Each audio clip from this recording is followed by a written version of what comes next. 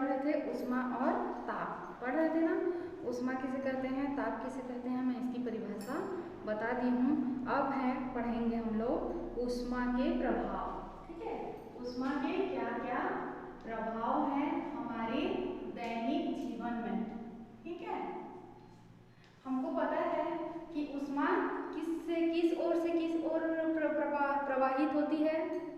हाँ, गर्म वस्तु से गर्म से ठंडी की ओर ऊष्मा का प्रवाह होता है। ठीक है, तो सबसे पहले हम इसमें एक ये देखेंगे, ऊष्मा के प्रभाव में पहला है ताप में वृद्धि। ठीक है, ताप में वृद्धि। जब किसी वस्तु को हम ताप देते हैं तो उसमें वो क्या होता है। ठीक है, हम अच्छा, आपकी मम्मी को पूछना जब वो अपने घर में सब्जी बनाने के लिए 2 चम्मच तेल देती है कढ़ाई में और वो गर्म हो जाता है तो तेल ज़्यादा दिखता है कि कम दिखता है। मम्मी बताए कि ज़्यादा दिखता है। क्यों? क्योंकि तेल गर्म होने के बाद क्या हो जाता है, थोड़ा सा फैल जाता है और वो थोड़ा ज़्यादा दिखता है। ठीक है, तो जो किसी भी वस्तु में वस्तु को हम अगर ताप देंगे तो उसमें प्रसार होता है। क्या होता है? प्रसार होता है।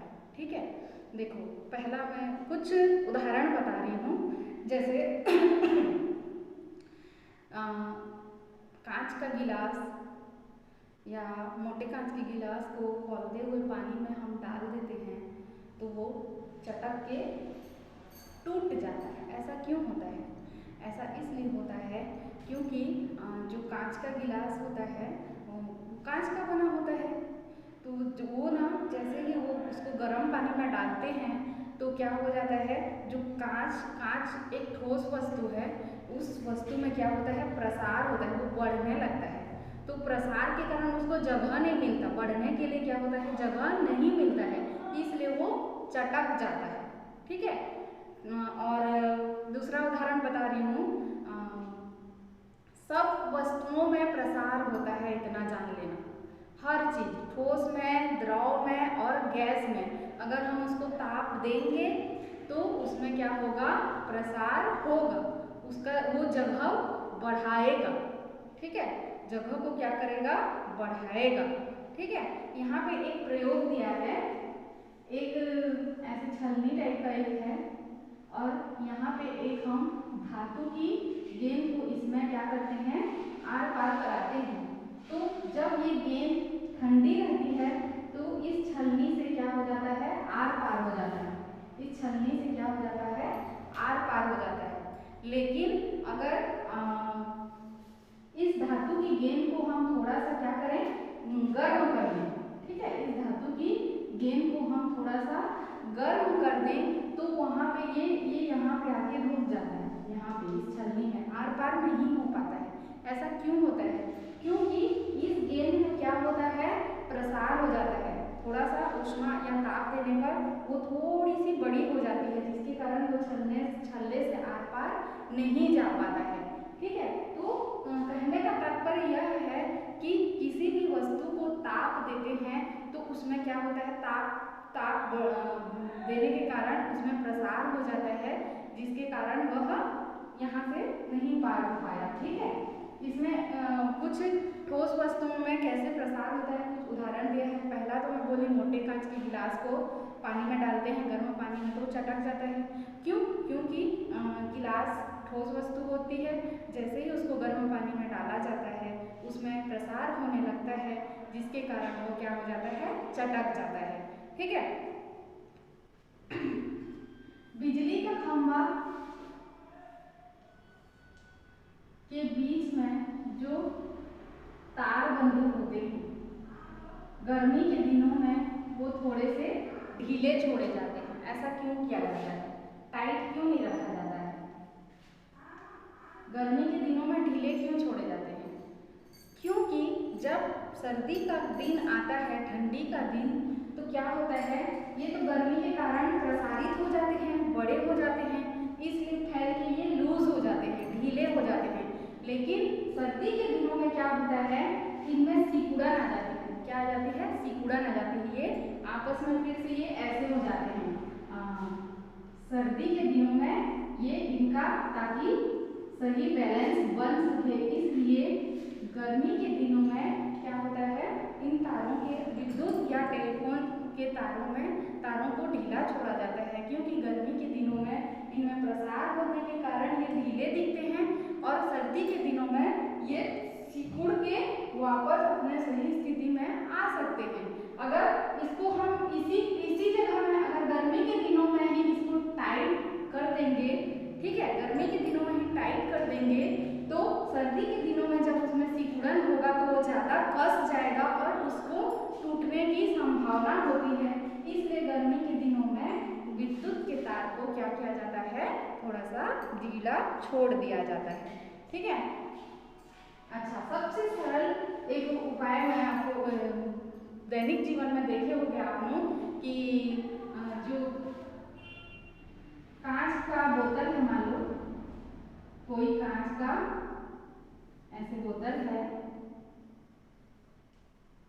और इसका ढक्कन जो है बहुत टाइटली कसा हुआ है, ठीक है, इसका ढक्कन जो है बहुत टाइटली कसा हुआ है, तो इसको कैसे खोलते हैं जान रहे हो? इसको थोड़ा सा ये ढक्कन को क्या करते हैं, थोड़ा सा गर्म कर देते हैं तो वो आसानी से खुल जाता है। ऐसा क्यों होता है? इस ढक्कन को जब हम ताप देंगे तो उसमें क्या होता है, प्रसार होता है, तो वो ढीला हो जाता है और खुल जाता है। ठीक है, तो ये हो गया ठोस वस्तुओं का उदाहरण। ठीक है, ठोस में प्रसार होता है। ठोस में प्रसार दो तीन उदाहरण मैं बता चुकी हूँ। मोटे कांच का गिलास, खोलता हुआ गिलास को गर्म पानी में डालने पर वो चटक जाता है क्योंकि उस ठोस में प्रसार होता है। गर्मी के दिनों में विद्युत और टेलीफोन के तार को ढीला छोड़ा जाता है ताकि सर्दी के दिनों में वो टूट ना सके। और कांच की बोतल का ढक्कन कस जाने पर उसको गर्म करते हैं तो वो ढीला होकर खुल जाता है क्योंकि ढक्कन में प्रसार होता है। ये ठोस में प्रसार के मैं 3 उदाहरण आपको बता चुकी। अब देखते हैं क्या द्रव में भी प्रसार होता है।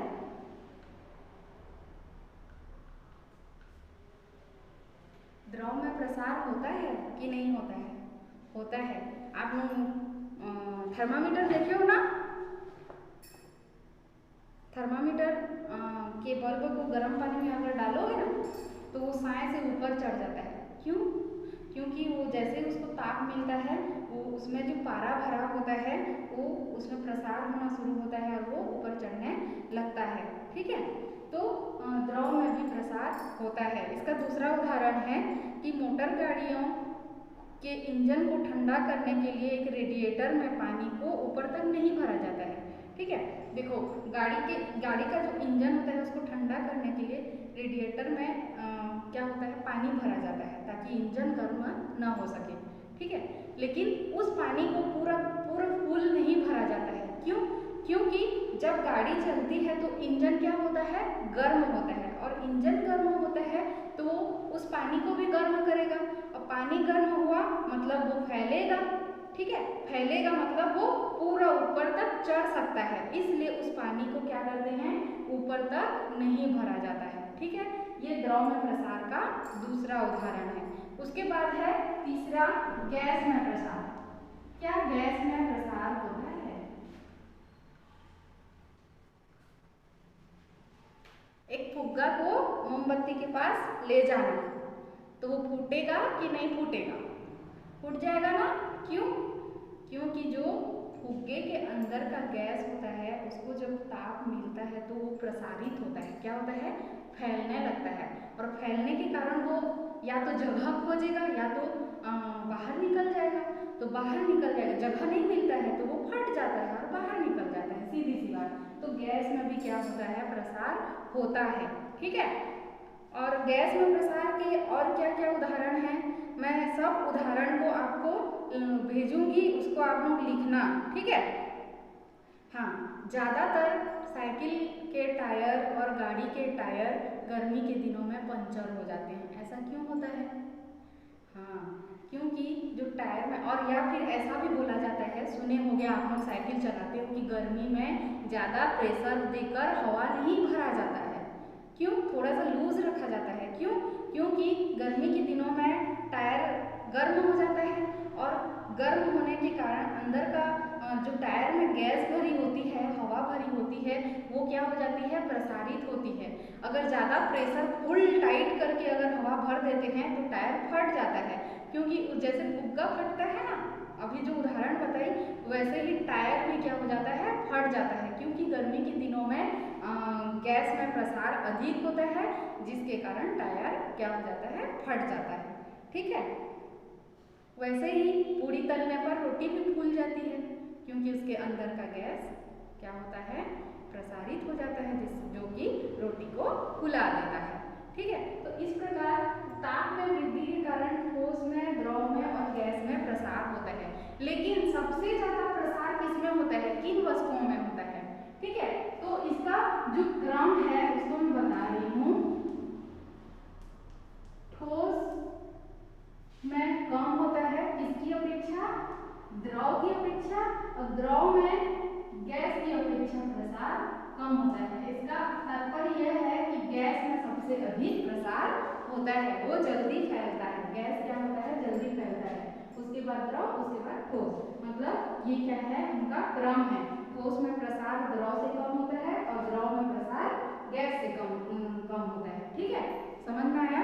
इस प्रकार क्या है?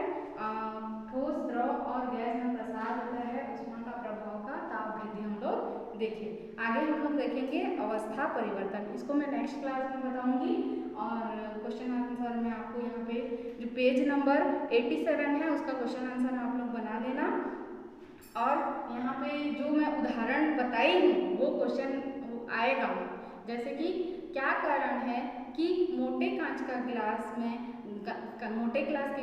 मोटे कांच के गिलास को गर्म पानी पर डालने पर वह चटक जाता है। ऐसा भी मैं एक प्रश्न दे सकती हूँ। या फिर क्या कारण है कि फुग्गा को आग के पास ले जाने पर वह फट जाता है। ऐसा भी मैं क्वेश्चन दे सकती हूँ, उसमें आपको आंसर लिखना पड़ेगा। ठीक है। उसमें क्या है? फुग्गे में गैस भरा होता है, जैसे ही उसको ताप दिया जाता है अंदर के गैस में प्रसार होता है, जिसके कारण वह फूट जाता है। ऐसा लिख सकते हो। ठीक है। मोटे कांच का गिलास वाला मैं पहले ही बता चुकी हूँ। इस प्रकार यहाँ पे आपका मैं इस चैप्टर का बहुत सारा क्वेश्चन बनता है और बहुत सारा क्वेश्चन यहाँ से आ सकता है, इसलिए मैं उदाहरण में बताई हूँ। नेक्स्ट क्लास में मैं आगे पढ़ाऊँगी अवस्था परिवर्तन। ठीक है।